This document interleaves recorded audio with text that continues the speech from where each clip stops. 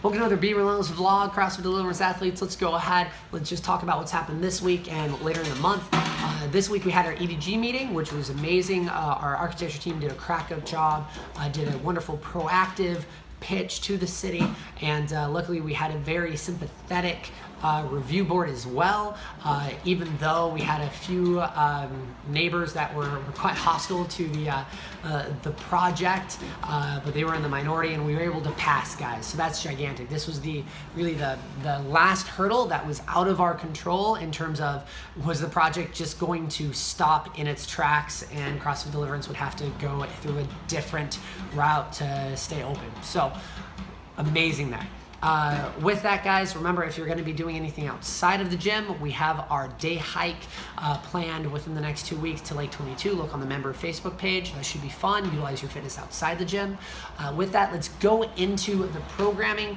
We are going to be working on Zatz press in the clean grip. All that means is you're going to be doing a strict press from the front squat position in the bottom of the squat. So with that, for those of you that with good mobility in the ankles, hips, and thoracic, this is going to be easy, and the numbers that you should be able to hit should be relatively close to your strict press numbers. For those of you that have a deficiency or multiple deficiencies, if it start adding up, just think of that number slowly going to dwindle further and further down, right? So this is my intention for this. You guys need to go ahead, even for those of you that have good mobility, find a really good, stable front rack position for a strict press, and then fall in and go into your front squat. Go as low as you can where you can still feel like you can have a quality press out of it. But for the less, understand, the more your mobility is lacking, you're going to be a little higher and higher and higher in your squat. When you start to press, your body's naturally going to want to squat up and come with the barbell. Your job is to mentally focus, try to think about pulling yourself down into the squat an inch or two as you press, and that should keep you static. This is going to be a really big mobility challenge for a lot of you. Now, the amount of tension that you feel in your upper back is going to be the same amount of tension that I want you guys to try to feel while we do the thrusters in our workout today. Our workout's going to be jacking. It is a named workout, essentially a rowing blank bar thrusters, so light, and then it's going to be pull-ups. It's more of a sprint chipper situation. The intention for this workout for you is to go ahead and clean up your thrusters, right? Under a level to where it's gonna, the type of response that it gives you is that since it's a short workout, a lot of you are gonna wanna sprint, and your job is to fight that tendency, still work hard, but when you get to the thruster, slow yourself mentally down enough to stay sharp. Doesn't mean you don't get to move fast, but it means that you need to go ahead, focus, and hit the positions as best as you can. The bottom of your thruster should feel very much like, right, the same amount of tension and organization in the bottom of a Zatz press.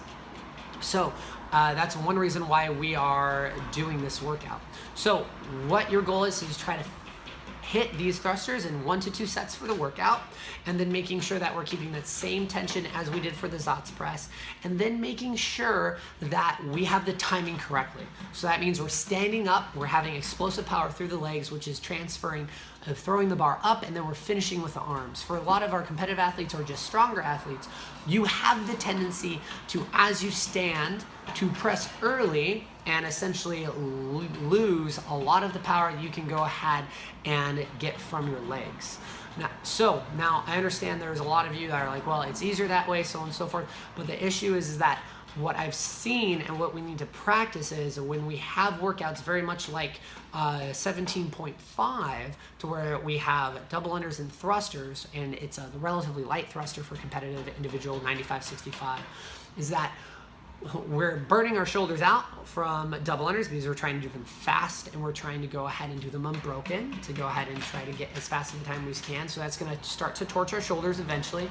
And then we go to the thruster, and rather than our legs being utilizing our legs, a lot of us start to press early, and then all of a sudden it's a horrible chain of events that start to affect our thrusters because our shoulders are tired for the double unders, and inversely it starts to attack our double unders because we're overutilizing our arms during the thrusters when we could be using our legs.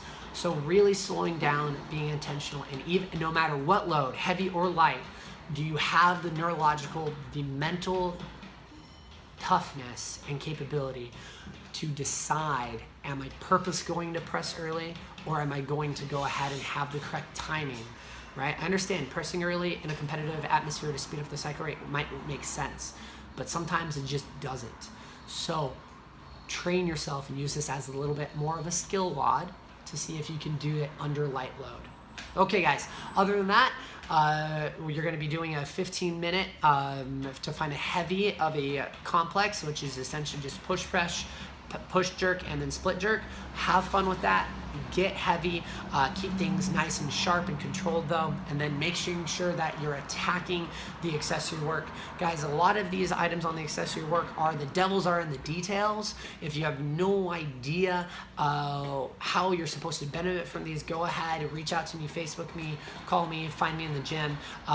If you do an accessory item and you're like, wow, that was easy, I can guarantee that you're doing it wrong. Either that your movement pattern's completely off, or that you're not firing the correct musculature as you should be during this. And that's why we're down the road, we're gonna be losing power somewhere, some way. It's all about neurological repatterning, essentially, guys. These are not hypertrophy sets, right, to make you stronger. This is to make you more efficient in certain movement patterns. So, guys, with that, have a good one. Remember, be relentless in everything that you do, and we'll see you on the flip side.